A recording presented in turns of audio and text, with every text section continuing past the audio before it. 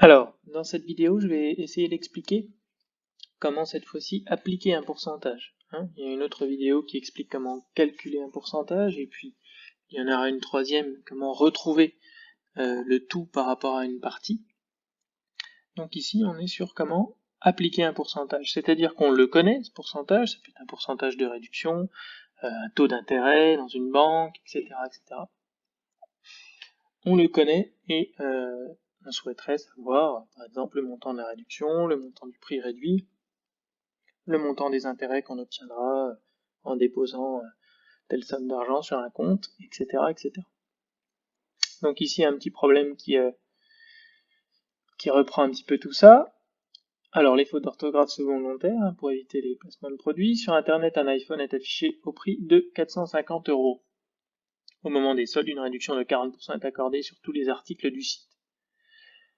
Alors ici, le problème est décomposé en deux questions, mais parfois on ne vous en posera qu'une. Il faudra bien se méfier. Est-ce qu'on vous demande le montant de la réduction ou est-ce qu'on vous demande le prix réduit à la fin du smartphone? Voilà. Donc ici, j'ai un petit peu décomposé le problème, mais c'est pas toujours le cas. Donc c'est un petit piège dont il faut se méfier. Donc un petit peu comme dans les autres vidéos, j'explique qu'on peut utiliser un tableau de proportionnalité. Alors, il faut savoir bien l'organiser, essayer de garder toujours la même méthode, de mettre le tout dans la ligne du dessous et puis la partie dans la ligne du dessus. Et ensuite utiliser toutes les techniques qu'on connaît sur la proportionnalité. Mais ces calculs-là peuvent être aussi effectués directement sans faire de tableau. Alors ici, je sais que la réduction accordée est de 40%, donc c'est-à-dire que pour 100 €, on va en retirer 40. Donc 40 c'est la partie et 100 € c'est le tout. C'est pour ça que j'ai mis 40 au-dessus et 100 en dessous. Ici, le prix total de l'iPhone, le tout, c'est 450 €. Alors bon, c'est certainement un iPhone reconditionné, vous en conviendrez.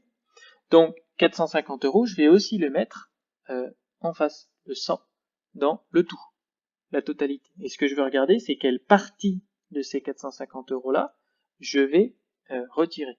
Je vais enlever. Voilà. Donc c'est pour ça que j'ai mis le petit R de la réduction sur 450. 40 € réduit sur 100, je veux savoir combien ça fait sur 450. Et donc là, j'utilise tout simplement la technique de calcul des produits en croix, c'est-à-dire que je multiplie sur la diagonale où j'ai les deux nombres connus, donc 40 fois 450,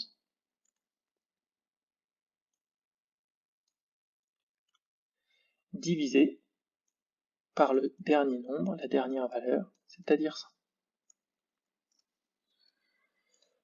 Donc voilà pour ce petit calcul. Donc là, j'utilise bien évidemment la calculatrice. Donc 40 fois 450, ça me donne 18 000.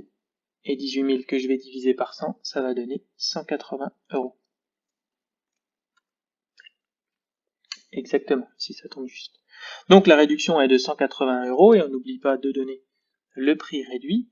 Le prix réduit, je vais partir des 450 et retirer les 180, ce qui va me donner 170 €.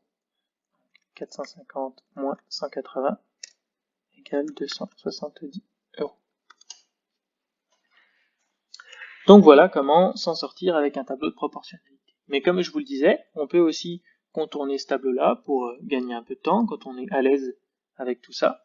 Et donc on peut directement calculer.